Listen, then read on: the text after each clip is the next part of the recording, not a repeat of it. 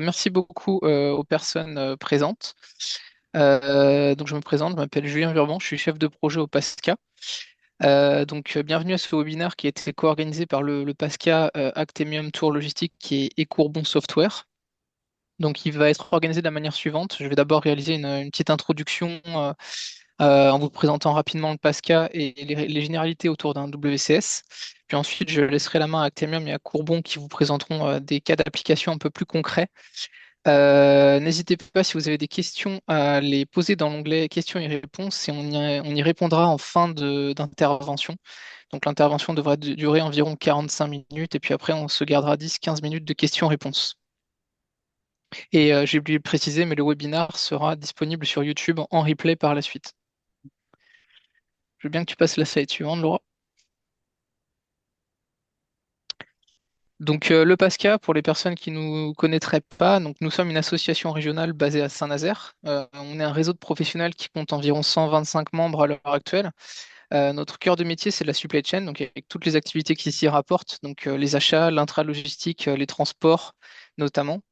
On réalise divers types de missions, comme vous pouvez le voir sur cette slide. Donc, ça va de l'animation réseau, par exemple, comme l'organisation d'événements comme celui d'aujourd'hui, jusqu'à des accompagnements beaucoup plus personnalisés et sur mesure sur des projets qui touchent au domaine de la supply, où là, on va s'adapter aux besoins de l'entreprise en particulier.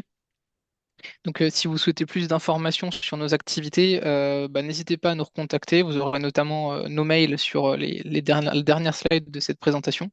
Et on sera ravi d'échanger avec vous sur les activités du PASCA. Donc pour rentrer plus précisément dans le sujet du jour, donc qu'est-ce qu'un WCS? Donc WCS pour Warehouse Control Systems.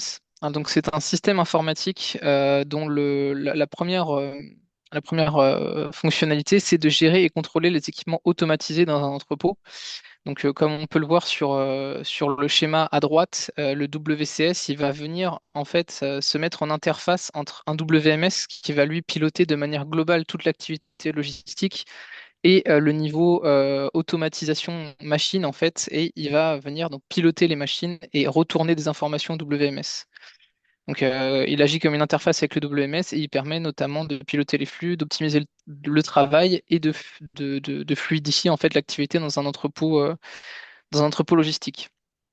La différence entre un WCS par exemple et les deux logiciels qu'on peut trouver au-dessus, c'est que le RP, c'est un logiciel qui va plus précisément piloter l'ensemble des activités de l'entreprise. Donc, il va venir en fait concaténer de la data de tous services confondus, que ce soit de la data financière, de la data logistique, de la data de production. En dessous, on a un logiciel qui est bien beaucoup plus dédié à la logistique et donc qui va venir, lui, pour le coup, concaténer la data uniquement liée à la logistique. Et le WCS, pour le coup, est plus opérationnel, comme je l'ai expliqué plus tôt. Donc, tu passes à la slide suivante, Laura. Et donc, pour ce qui est des principales fonctionnalités d'un WCS, donc on peut parler notamment du traitement et l'exécution des ordres en temps réel, la coordination et la synchronisation des différents automates, le suivi et la traçabilité des produits dans l'entrepôt, notamment via des scans de code barres qui peuvent avoir lieu à l'entrée ou en sortie de machine ou sur les différents convoyeurs dans un entrepôt. Il permet aussi d'optimiser le fonctionnement des systèmes automatisés. Donc, ça va un petit peu avec la dernière ligne, rapport et KPI sur les performances et l'état des systèmes. C'est-à-dire qu'à partir du moment où on va pouvoir suivre précisément l'état et l'activité des différents systèmes automatisés, on va être capable de prévenir les goulots d'étranglement et de minimiser les temps d'arrêt en permettant notamment une meilleure maintenance préventive et prédictive sur les systèmes. Et puis pour finir, le WCS permet une meilleure gestion des priorités et permet de faire l'interface avec le système WMS. Donc voilà pour les quelques généralités. Donc maintenant, je vais passer la main à Actemium et à Courbon qui vont vous présenter des choses plus concrètes et plus précises. Super. Merci Julien.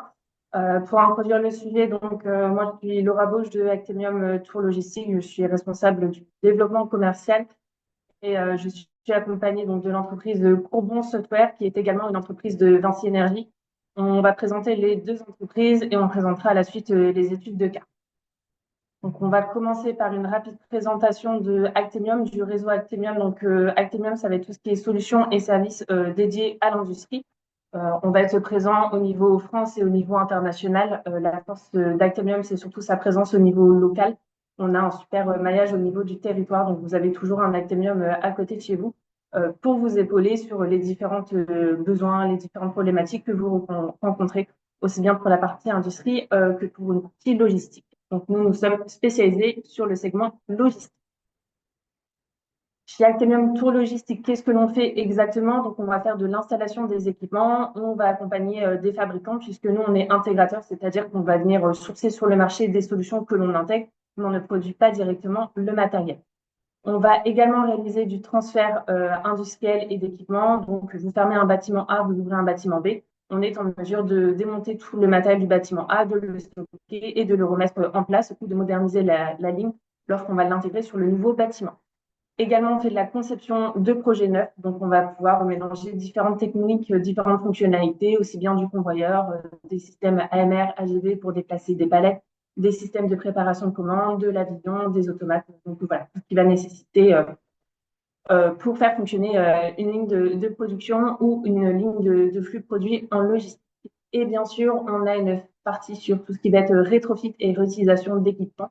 Donc, on ne fournit pas forcément que du matériel en neuf. Si vous possédez déjà des équipements, on peut intervenir pour vous accompagner sur cette remise en état et le réexploiter éventuellement sur différentes lignes de production ou le moderniser. En termes d'accompagnement de projet, donc on va vous accompagner dès la phase de conception, de réflexion. Donc pour cela, on va s'appuyer énormément sur notre bureau d'études qui va pouvoir vous proposer différentes analyses, des simulations. Pour cela, notre bureau d'études va être composé de 4 compétences clés, donc la partie automatisme, mécanique, électrique et robotique. On va bien sûr assurer le montage et éventuellement le pré-montage si nécessaire dans nos ateliers. Vous pouvez également réceptionner certaines fonctionnalités sur notre showroom avant une livraison et une installation sur votre site. On vous accompagne jusqu'à la partie réalisation, donc transport, livraison, installation et mise en service. Et bien sûr, à la suite, on va vous proposer toute une gamme de services pour vous accompagner sur le fonctionnement et la durée de vie des équipements. Hop, je vais laisser la main à mes collègues de Courbon pour la présentation de Courbon Software.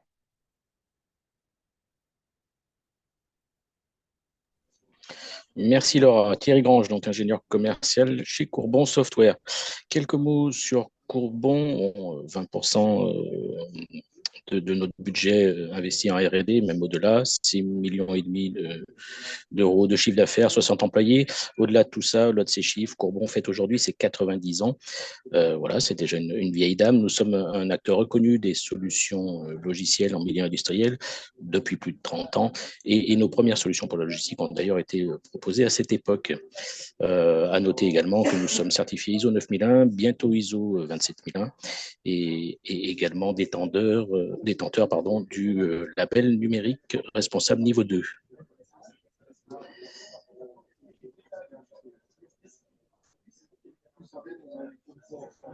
Connecter nos clients à l'innovation pour améliorer leur performance. C'est ce qui est écrit là, c'est finalement l'ADN de Courbon Software. C'est en tout cas ce qui nous anime en permanence. Innover, c'est ce que nous faisons chaque jour. Je vous rappelle la part importante de R&D que je viens d'évoquer.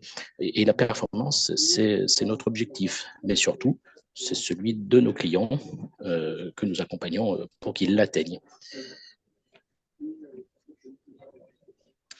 Alors, les besoins couverts par nos solutions, ils sont larges. Courbon propose une gamme de solutions, une gamme complète de solutions, de composants logiciels si vous préférez, capables d'adresser bon nombre des besoins opérationnels de nos clients en termes d'industrialisation, au-delà de notre solution WCS qui est notre sujet. Sans détailler ces solutions, ce n'est pas le but aujourd'hui. Notre gamme permet de répondre à différents besoins. Si je les prends dans l'ordre du slide, besoin d'acquisition de données, de suivi, de mise à disposition d'indicateurs. Pour bien produire, il faut savoir suivre, il faut savoir mesurer, il faut savoir comparer. Il faut également, pour cela, disposer d'indicateurs adaptés, simples et efficaces. Notre gamme permet aussi d'adresser les besoins de pilotage de production et de traçabilité. C'est un fondamental de l'industrie. Également, cette gamme permet de faire de la dématérialisation de dossiers de l'eau. Beaucoup d'entreprises travaillent encore sur du papier et le besoin de dématérialisation est très fort, enfin en particulier de libérer les lots plus rapidement. La gestion de la qualité est également un besoin couvert par nos solutions, de même que l'identification, la sérialisation dans le monde pharmaceutique en particulier, mais également dans la cosmétique aujourd'hui. Sujet également d'agrégation, c'est-à-dire de traçabilité des pièces dans les cartons sur les palettes, etc. Et enfin, la gestion et le suivi des flux logistiques grâce à notre solution WCS de pilotage d'équipement que André va vous présenter un peu plus en détail. Oui, merci Thierry. Donc André Dacosta, responsable ingénierie produit chez Courbon Software. Donc comme Thierry l'a évoqué, chez Courbon Software, nous avons une large gamme de logiciels qui permet de répondre à différents usages, à différents besoins d'industriels. Pour ce faire, on s'appuie sur une plateforme interne souveraine qui est la plateforme UXP, qui va être une plateforme qui va permettre de vous proposer les différents usages dont vous avez besoin. C'est une plateforme qui est bien évidemment sécurisée. C'est aujourd'hui un élément important aussi lorsqu'on parle de solutions logicielles, la partie sécurisation. C'est une plateforme qui est no-code, low-code. Lorsqu'on parle de no-code, c'est-à-dire que on va avoir une approche qui est par configuration, c'est-à-dire qu'on va s'adapter aux différentes installations par configuration sans faire du développement informatique ou également par du low-code pour venir s'adapter au plus proche de votre besoin. C'est une plateforme qui est ouverte pour nos intégrateurs qui permettront de configurer l'installation pour le client final, collaborative bien entendu, et communicante vers d'autres systèmes que l'on va voir juste après. S'il te plaît, Laura. Alors, pour imaginer un peu mieux notre plateforme et pour répondre à ces différents usages, on s'appuie aujourd'hui sur ce qu'on appelle CSO Exchange Infrastructure, qui est un bus de données qui va nous permettre de faire communiquer nos différents modules. On va voir qu'on retrouve des modules standards dans notre plateforme, des gestions de sécurité qui restent globales à tous les usages, tout ce qui est gestion de reporting, la surveillance des différents éléments, la configuration des données globales du site. Et ensuite, on a une approche, on va dire, pas à pas. On peut être scalable dans les besoins, n'installer qu'une partie du besoin aujourd'hui pour le cas qui nous concerne WCS. Demain, on a besoin de rajouter un système de gestion des alarmes qu'on peut ajouter nativement dans la plateforme par la suite. Et on va comme ça pouvoir, pas à pas, venir répondre aux nouveaux besoins que chaque industriel peut avoir. Donc ça, c'est sur la partie fonctionnelle. On peut également venir rajouter, si dans le standard, tous les besoins ne sont pas couverts, des développements spécifiques réalisés par un intégrateur ou même intégrer à cette plateforme des modules déjà existants chez les clients qui devraient communiquer, échanger des données avec cette plateforme. La plateforme est ouverte également vers la partie, on va dire plutôt terrain, avec la UT Gateway, qui nous permet nativement de communiquer via différents drivers avec les équipements qui peuvent se trouver dans les installations. Mais aussi vers la partie plutôt montante, avec Exchange d'infrastructure externale, qui va nous permettre simplement de faire les échanges avec un WMS, avec un ERP, dont on parlait tout à l'heure, les différents éléments de la pyramide. Donc, on est ouvert à cet échange-là. Élément aussi important, c'est qu'on va traiter beaucoup de données autour de ces différentes briques fonctionnelles. L'intérêt d'avoir des données, c'est aussi de pouvoir les exploiter et de remonter tout ça dans un data analytics. Et ensuite, pour l'amélioration continue, venir analyser les différentes données captées. On va partir du coup sur l'étude de cas. Donc, pour l'étude de cas, on est sur un client industriel. On a intégré du matériel pour une ligne de production de robots ménagers haut de gamme. Un client sur lequel on est en NDA, donc on ne va pas pouvoir mentionner son nom. Pour autant, on va pouvoir vous présenter quand même le contexte et comment a été construite la ligne et comment on est intervenu. Donc, sur ce projet-là, on s'est associé entre Actemium Tour Logistique et Courbon. Actemium Tour Logistique est venu vraiment pour présenter la partie équipement, mécanisation, automatisation.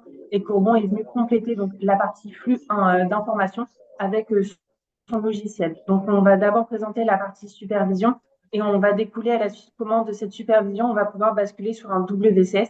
On va voir qu'il y a différentes étapes et les profils, l'utilisation les données à partager vont faire cette différence entre de la supervision et la partie WCS.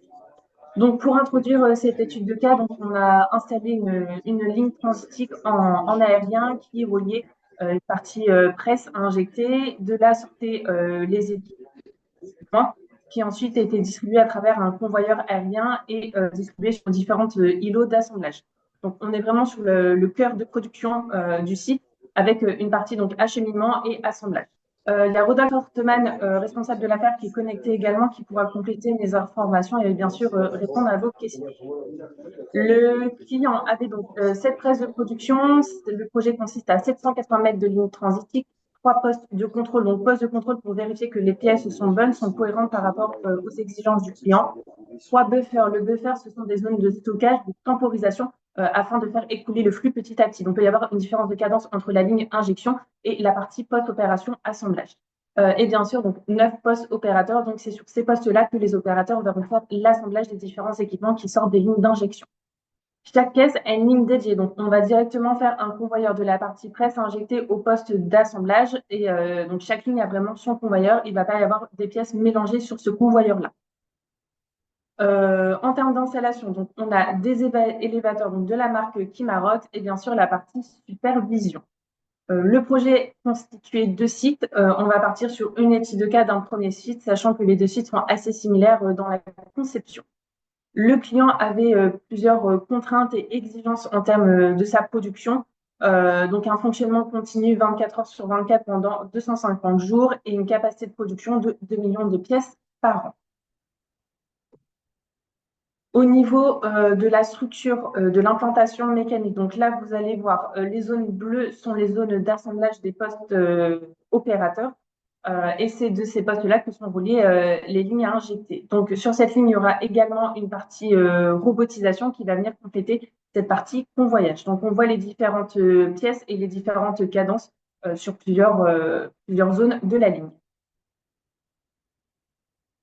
En termes de planning, donc de manière générale, comment va se dérouler un planning d'intégration avec la partie flux d'informations WSS. Donc, on commence toujours par une analyse au niveau de la conception. Donc, c'est la prise en compte du cahier des charges avec les visites de site, les différentes réunions, vraiment pour centrer le besoin, comprendre les exigences. Ensuite, on va passer sur une partie planification du projet, donc planifier les différentes étapes qu'il va falloir respecter, toute la partie développement et configuration qui va être fait par notre bureau d'études et bien sûr par la partie Courbon Software sur les différents développements nécessaires. À travers ces différents développements, on va avoir régulièrement des phases de test et de validation avec les clients pour vérifier qu'on respecte bien ces exigences et ces conformités. Ensuite, nous avons bien sûr une partie formation et mise en service. Donc, c'est là quand les équipes interviennent sur le site du client et qui vont venir monter la structure et faire les premiers tests au niveau de l'automatisme, de la supervision et du WCS. Donc, on installe toujours la partie mécanique et ensuite la partie automatisme qui va venir en dernier, puis la supervision. Et bien sûr, à la suite, on aura toutes les étapes de suivi et de maintenance. Alors, pour introduire le sujet, donc pourquoi le client a souhaité intégrer donc la supervision donc pour gérer son flux d'informations. Donc, il avait un manque de visibilité au niveau de sa ligne transitique.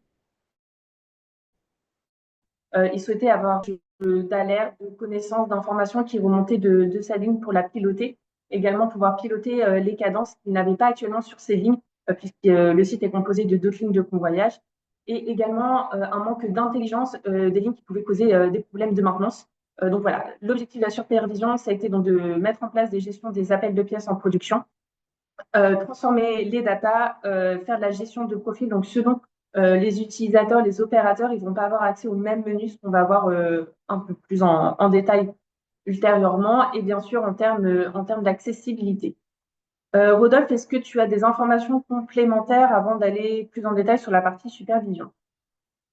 Non, je pense que tu as très bien expliqué le sujet. C'était Ok, vraiment la demande du client, c'était voilà, d'avoir vraiment une remontée des pannes qui pouvaient intervenir sur la ligne transitique, ce qu'il ne faisait pas avant sur ces lignes et qu'on lui a proposé. Donc c'était vraiment du coup ce qui a décidé de passer sur cette solution. super, merci. Alors, comment on va faire ce relais d'informations?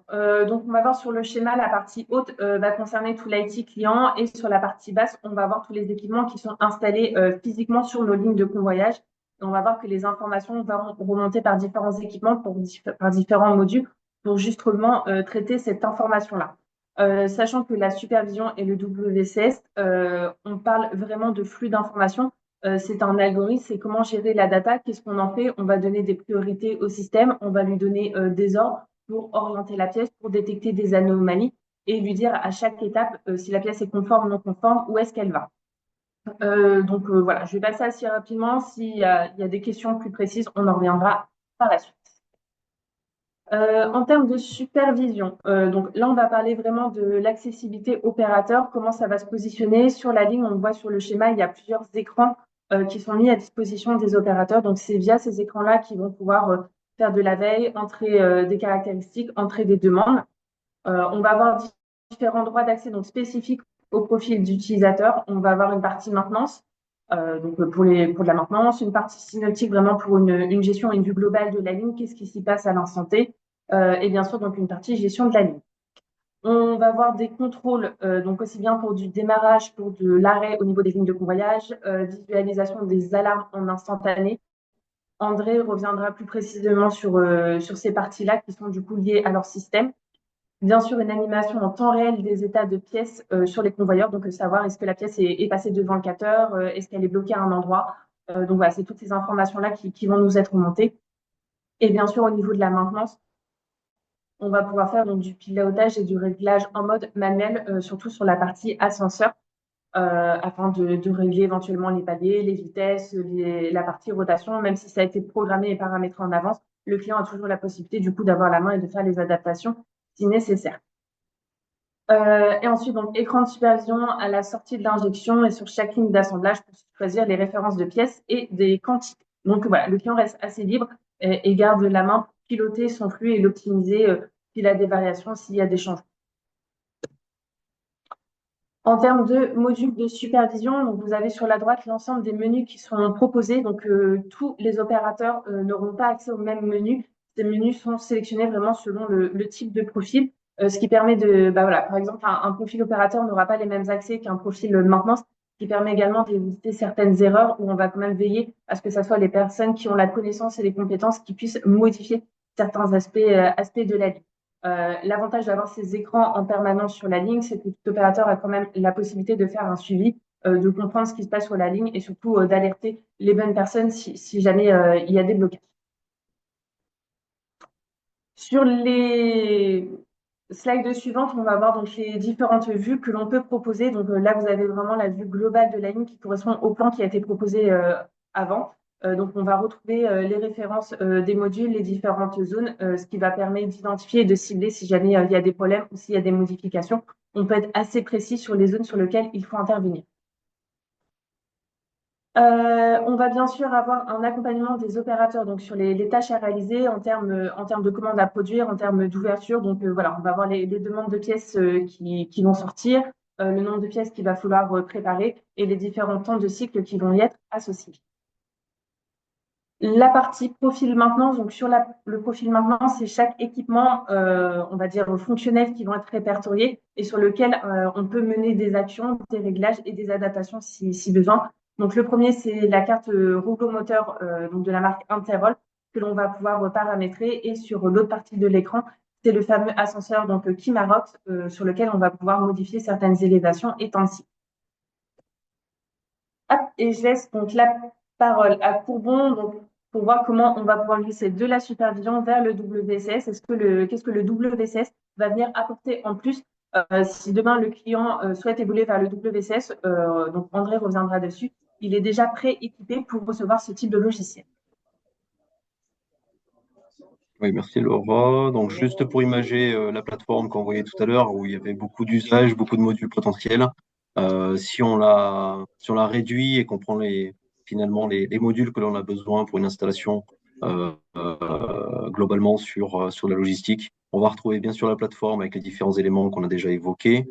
Donc, le module synoptique pour superviser l'installation, le module WCS pour le pilotage des différents éléments automatisés, et potentiellement ce qu'on appelle les add-on packages. Hein. Donc, c'est tout ce que l'intégrateur va pouvoir rajouter de spécifique pour répondre aux besoins précis du client.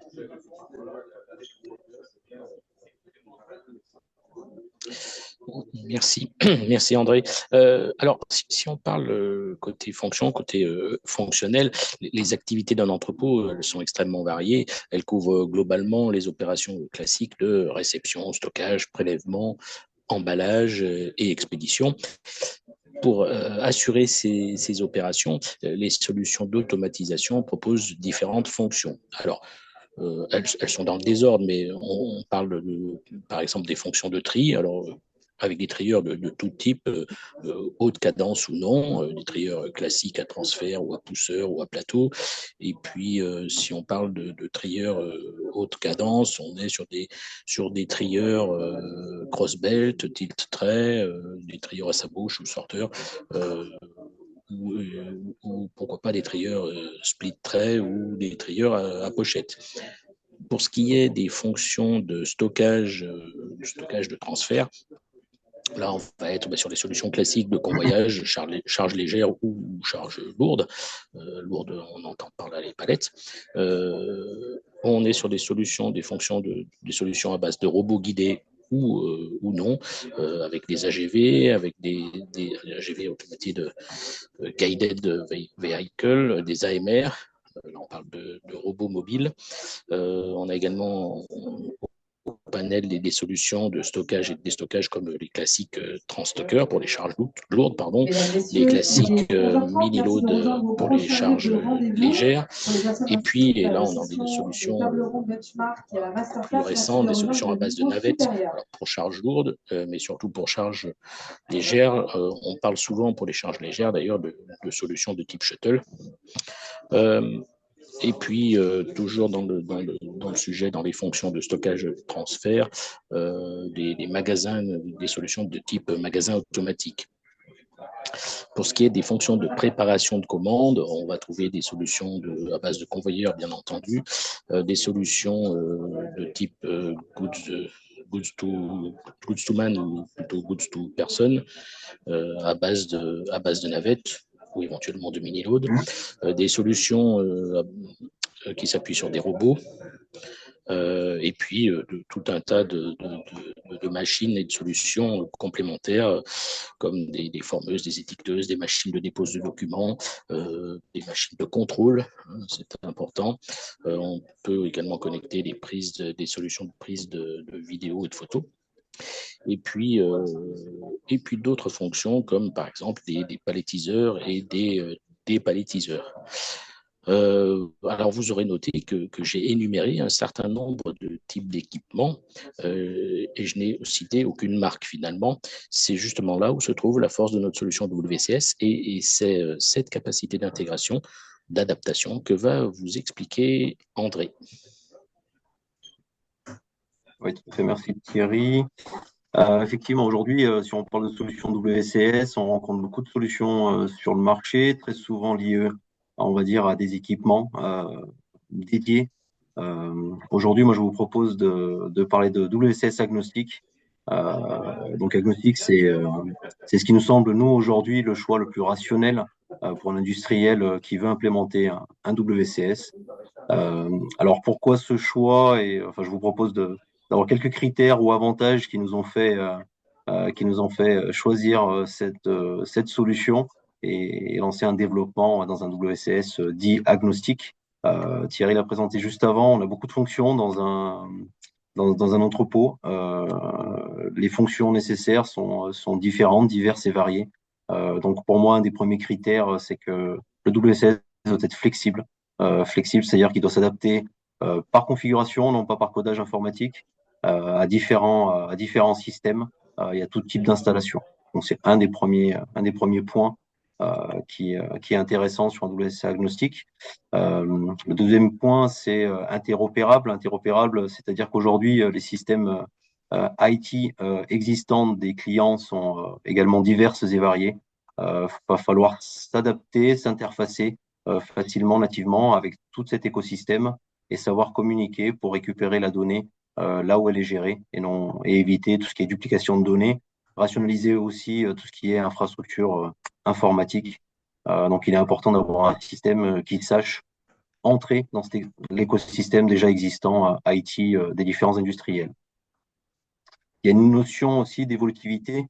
Il faut que la solution soit évolutive. Donc, ça veut dire qu'elle doit s'adapter rapidement aux changements de l'installation qui sont dus à des nouveaux besoins qu'on rencontre régulièrement. Ça peut être des rétrofits aussi mécaniques avec une notion de durable derrière. C'est-à-dire que si on fait évoluer la mécanique, on vient faire un rétrofit, on n'a pas forcément besoin de remettre en question notre solution informatique. On peut la configurer, l'adapter vis-à-vis de la nouvelle mécanique, du nouveau besoin.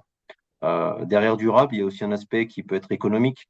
Lorsqu'on a un projet de modification d'une installation, le fait de pouvoir adapter toute la partie informatique à la nouvelle mécanique sans un projet de remplacement, c'est aussi un critère qui peut être intéressant. Aujourd'hui, on recherche également de plus en plus à optimiser les différents flux que l'on peut rencontrer dans la logistique. C'est pourquoi il est intéressant aussi d'utiliser, on va dire, les technologies actuelles comme l'intelligence artificielle, hein, qui peuvent clairement nous aider aujourd'hui dans la recherche d'optimisation de flux pour toujours améliorer la productivité, la réactivité du système. Une notion intéressante également, c'est tout ce qui est traçabilité globale, même si elle n'est pas forcément réglementaire. Il est important d'avoir un système qui permette d'avoir des audits trail, conserver une certaine traçabilité de tout ce qui s'est passé dans les opérations de production, des photos, des vidéos ou d'autres informations, qui permet aussi au client final de gérer ses litiges beaucoup plus simplement, on va dire. Un autre point également, c'est la solution doit être supervisée. On ne travaille pas à l'aveugle. On va dire que le WCS prend des décisions, mais on doit pouvoir suivre en temps réel ce qui se passe dans les installations. Donc, il est important de pouvoir le coupler également avec une supervision, dont je vais vous parler juste après. Mais je voulais faire un petit focus. On parle de WCS agnostique, donc multi-équipement mécanique. Comme on le disait en introduction, un WCS, le cœur du système, c'est un moteur décisionnel. Donc, il doit prendre des décisions et gérer différents flux dans les installations. Donc, comment rendre ça de manière vraiment agnostique?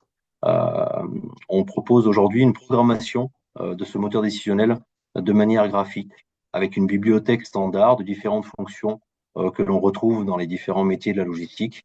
Et on va pouvoir simplement composer un workflow d'exécution de code derrière qui va se faire de manière automatique en fonction d'événements qui surviennent dans l'installation.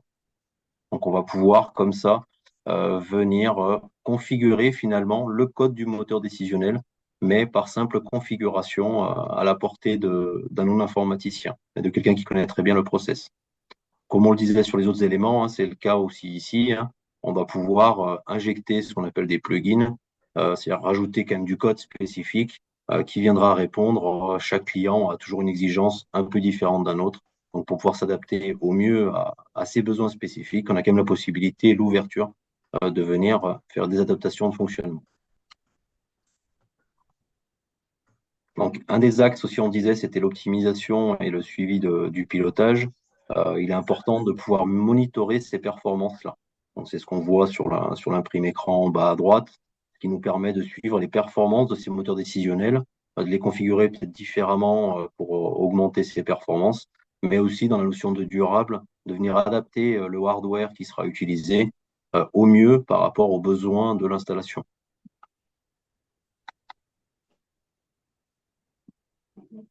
Donc, on disait le WCS va piloter de manière, on va dire, ça va être le cœur du système, mais il faut qu'on puisse le suivre avec une supervision en temps réel. C'est ce que fait le module synoptique, qui va nous permettre de visualiser l'état de chaque équipement de manière temps réel. Cette supervision est aussi très différente d'une installation à une autre. C'est pour ça que les vues de supervision sont personnalisables à 100%. Par un intégrateur qui va créer le projet et installer finalement l'ensemble chez un client final, mais aussi donner la possibilité à certains clients finaux et industriels qui ont des compétences internes de pouvoir adapter les différentes vues de Synoptic. L'intégration native à la plateforme de ce module-là, la plateforme UXP, comme disait Laura dans le retour d'expérience, permet nativement de donner accès à toutes les fonctions, la gestion des droits, si on veut des vues de maintenance dédiées, des vues plutôt opérateurs ou d'autres personnes avec à des restrictions d'accès. Il est possible aussi de le faire.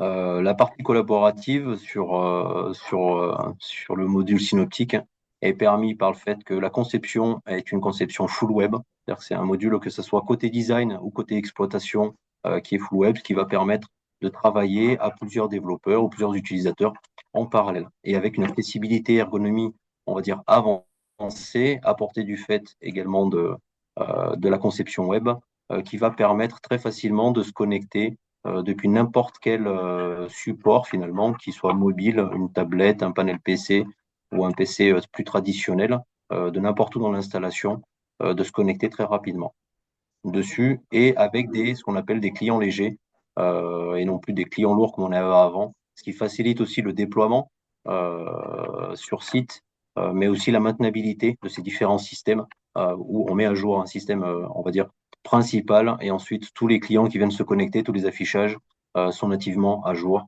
avec une maintenabilité beaucoup plus facilitée. Voilà, quelques écrans supplémentaires et exemples. On voit en bas à droite, on parlait de Crossbell tout à l'heure, c'est ce qui est imagé ici, hein.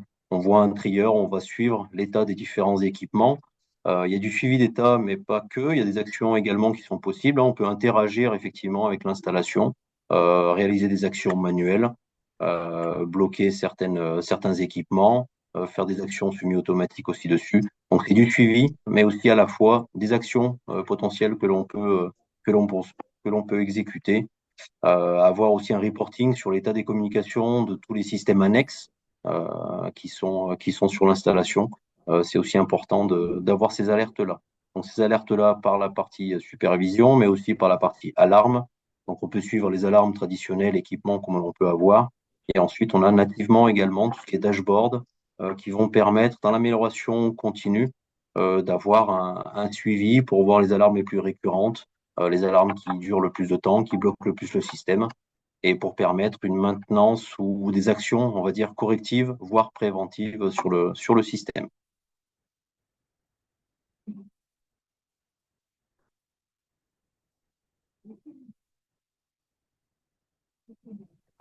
Donc, pour conclure, donc par rapport à tout ce qu'a dit André, adapté à l'étude de cas qu'on vous a présentée, donc vraiment l'intelligence en fait d'un système, elle est dans le WCS avec le traitement des informations, le traitement de la data. Donc là, le WCS, donc là, on était plutôt sur une première couche qui était la supervision. C'était de connecter les informations qui vont sortir de la presse injectée par rapport à ces cadences, de faire le lien aussi avec tous les codes Data Matrix qui est implanté directement sur les pièces pour pouvoir les suivre tout au long de leur parcours sur la ligne de convoyeur. Également, il y avait le pilotage des convoyeurs, le pilotage des ascenseurs et bien sûr tout ce qui était le contrôle qui était lié à la qualité des prix. Donc, toutes ces informations-là sont aujourd'hui pilotées par une supervision. Demain, si le client agrandit sa ligne, s'il double ses cadences, augmente son flux, il faudra passer potentiellement sur un WCS qui aura plus de capacité à traiter ces informations de manière plus précise et surtout de manière plus rapide. Donc, pour conclure, ce qu'on peut retenir, c'est que le WCS, il va vraiment permettre d'optimiser les opérations des équipements automatisés dans un entrepôt ou sur une ligne de production. Il se concentre vraiment sur l'action locale des tâches en coordonnant les mouvements des produits, en assurant une gestion en temps réel des flux de travail. Donc, il faut bien penser que le WCS est un exécutant. L'information est souvent transmise de l'ERP, soit via un WMS ou un MES.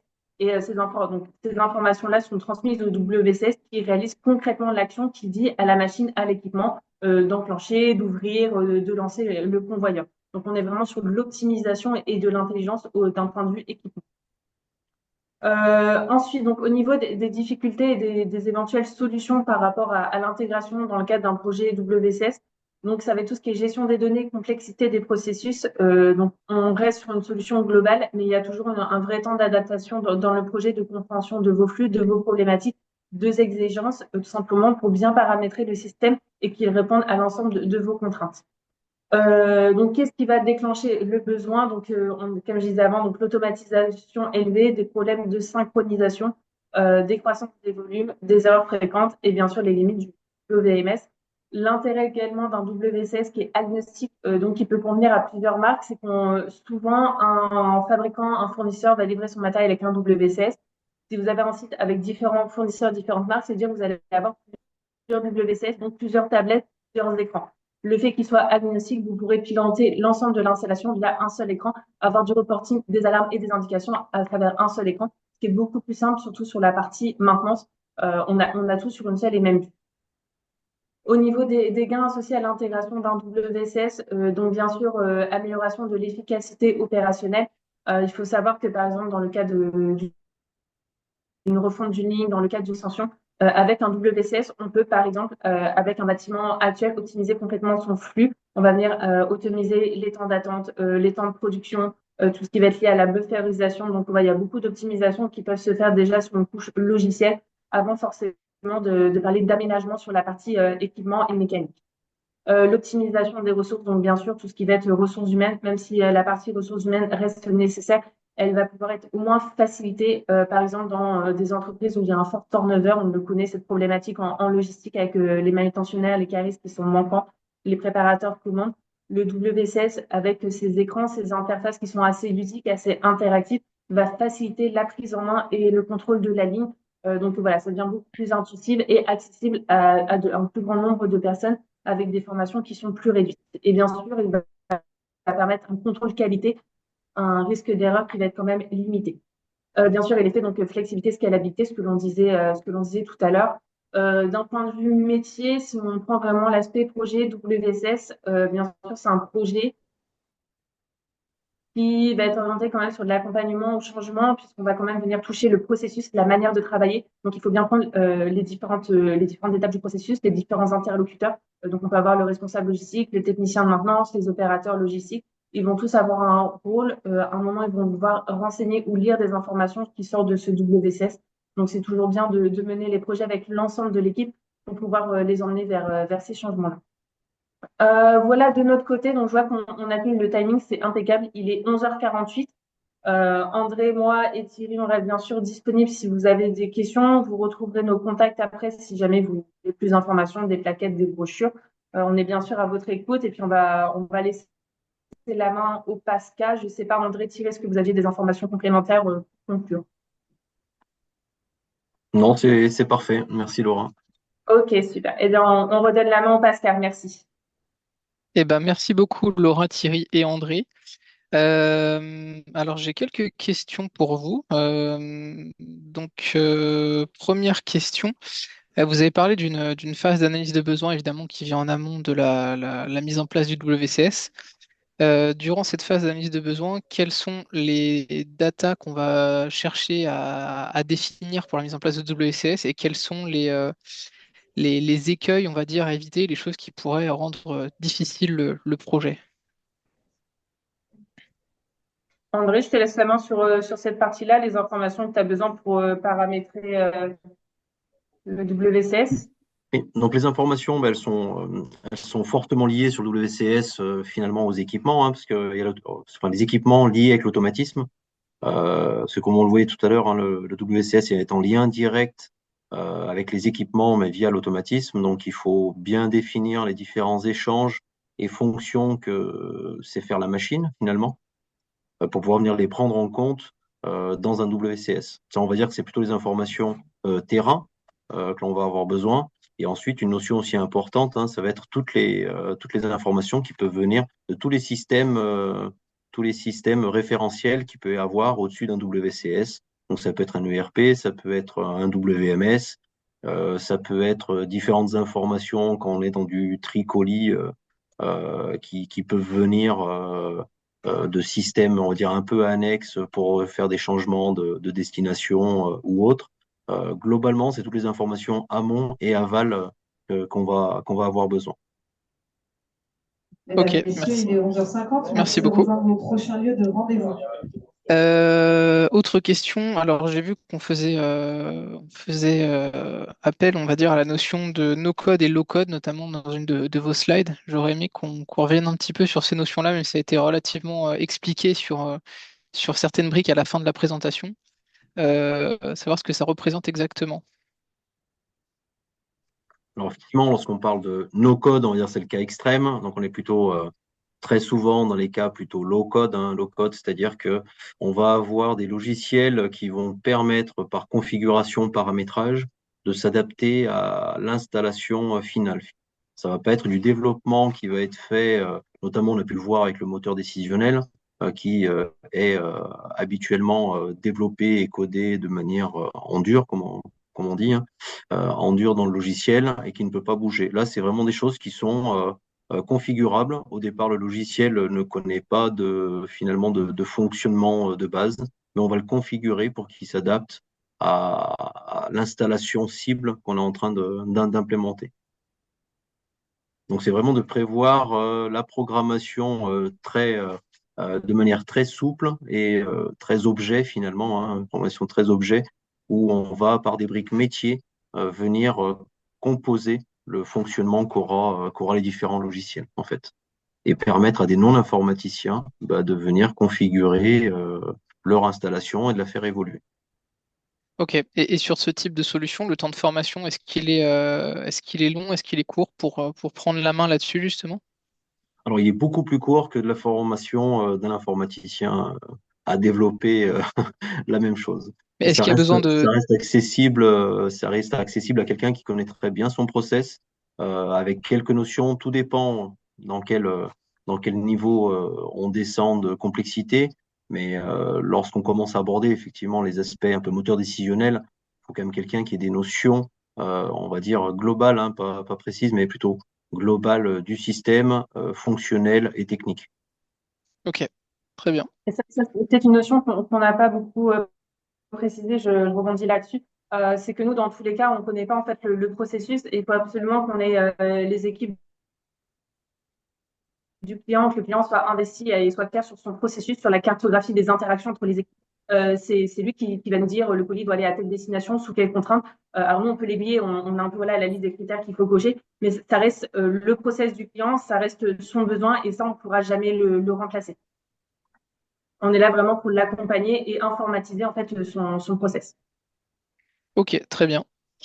Euh, En ce qui concerne les WCS agnostiques, est-ce qu'il y a des risques que ce type de solution ne s'interface pas avec l'ensemble des systèmes ou pas?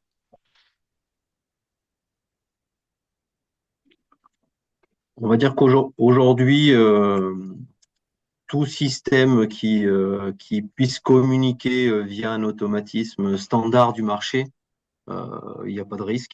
Après, j'en ai pas à ma connaissance, mais voilà, s'il y a des systèmes qui seraient vraiment propriétaires, développés en interne avec la mécanique, il peut y avoir plus ou moins de complexité aux interfaces. Mais en soi, aujourd'hui, dans le monde informatique, on arrivera toujours à faire communiquer deux systèmes qui utilisent des standards qui sont aujourd'hui globalement définis, quoi. Ok, Oui, très bien.